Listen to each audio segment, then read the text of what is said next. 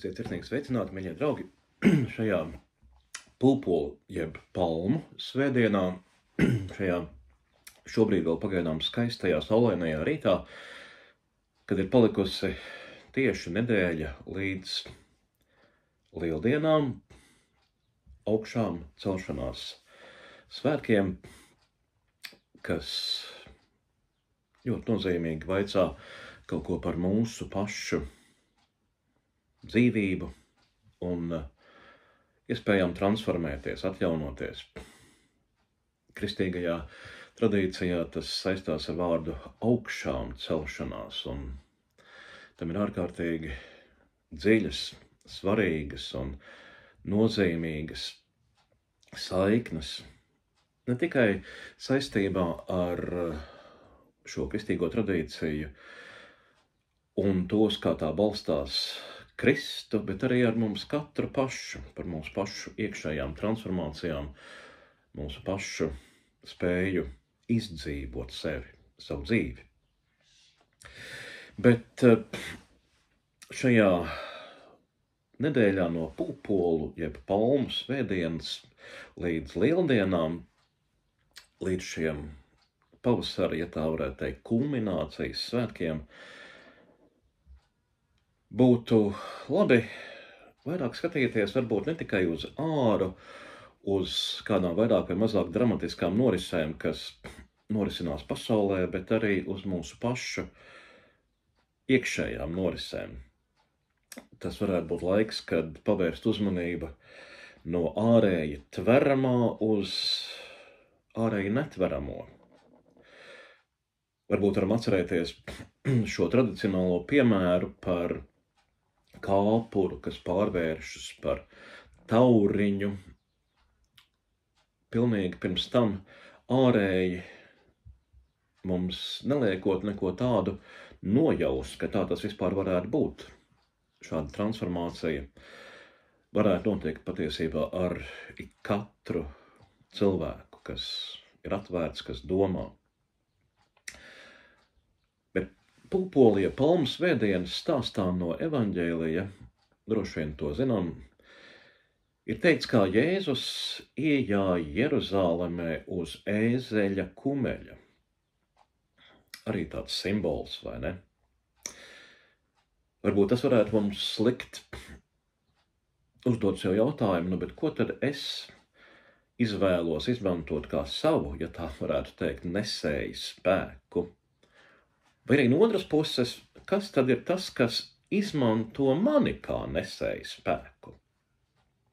Starp citu, tādā simbolu valodā runājot, palmu, jeb pulpolu svētdienas gadījumā, ēzelis, kuru pieminēja, par kuru runā šis pulpolu svētdienas, jeb palmu svētdienas teksts, kuru ēzelis, uz kuru Jēzus jāja un tā it kā simboliski šo ēzeli pakļauj, liekot viņam, Jēzum, doties savas paša misijas piepildījuma kulminācijā šajā jaunās darības stāstā Jeruzālemē. Šis ēzelis ir cilvēka, tas, ja tā var teikt, nosacīti dzīvnieciskais aspekts, kuru tā vai savādāk mēs esam aicināti par kuru valdīt.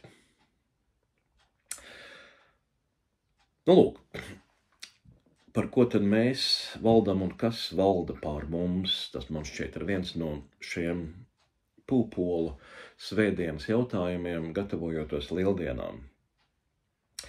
Bet patiesībā vēl varētu sev vairākus jautājumus uzdot šajā laikā, jo patiesībā arī kristīgajā tradīcijā šis ciešanu, jeb gavēņa laika noslēgums, kā klusā nedēļa tiek saukts.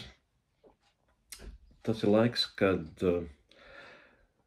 veltīt enerģiju sevis iztaujāšanai. Un varbūt, ka varētu būt mums arī šādi jautājumi. Piemēram, kas ir manas dzīves lielā autoritāte vai autoritātes šobrīd? Ko es baroju savā dzīvē? Mīlestību vai bailes? vai esmu vai neesmu nodevis savu, ja tā varētu teikt, sirds gudrību, vai esmu kādā noliegumā savā ziņā, varbūt arī vai esmu aizmidzis, kur ir mani labie nodomi, bet kur mans, ja tā varētu teikt, iekšējais sirds garīgais muskulis palicis vājš.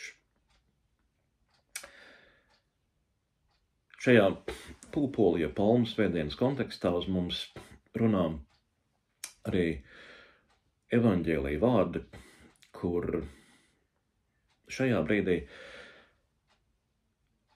šīs sagatavošanās lieldienām kontekstā mēs varētu ieklausīties vārdos no Jāņa evaņģēlija 12. nodaļas, kur Kristus saka tā: staigājiet gaismā, kamēr gaisma ir ar jums, lai jūs nepārņem tumsa.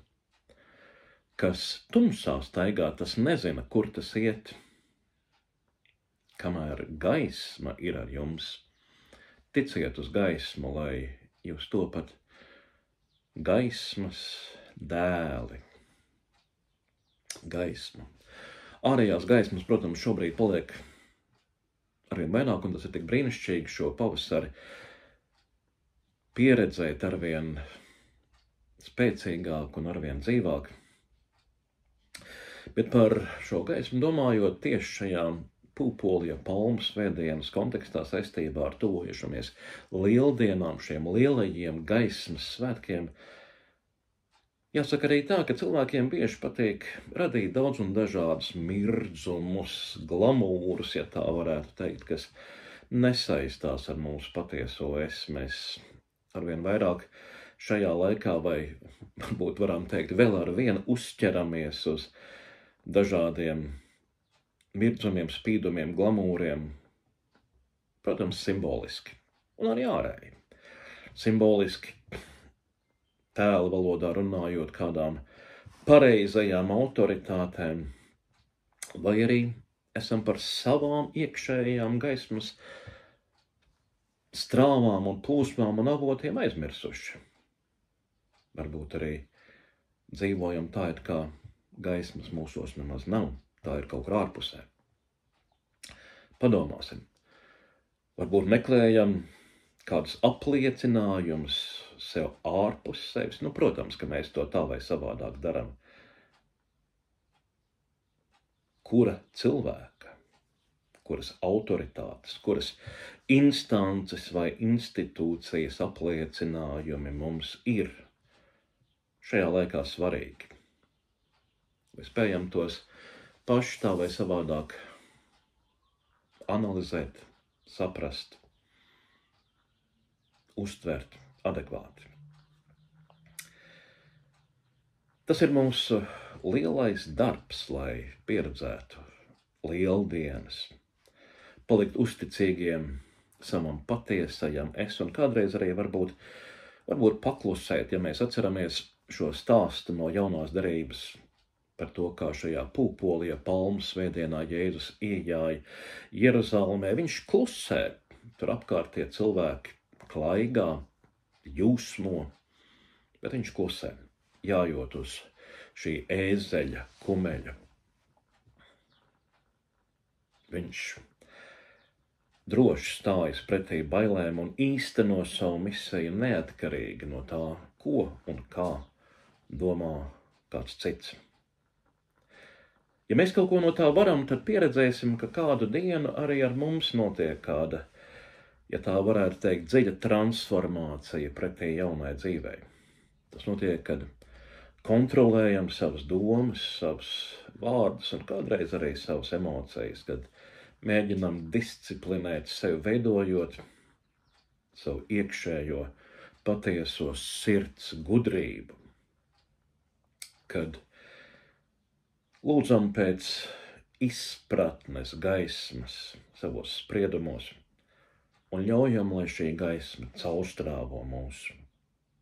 Tāpēc nākamās nedēļas laikā līdz lieldienām veltīsim vairāk laika iekšējai aktivitātei, lūkšanai, meditācijai, nekā līdz šim. Praktizēsim klusumu. Praktizēsim Dieva klātbūtni. Tad arī lieldienās pieredzēsim, ka šī dievišķā gaisma no augšām celšanās ir ar mums. Un vēl gribētu noslēgt ar nelieliem meditācijas vārdiem no Rudolfa Steinera kādas meditācijas pārsmas tieši šim pirms lieldienu laikam, kas rakstīta pirms apmēram 100 gadiem. No debesu tālēm cilvēkā ieplūst dzīvības spēks, un vareni darbojoties savieno dievišķā gara būtību ar cilvēka esību. Lai tas notiek arī ar mums ceļā pretī lieldienām.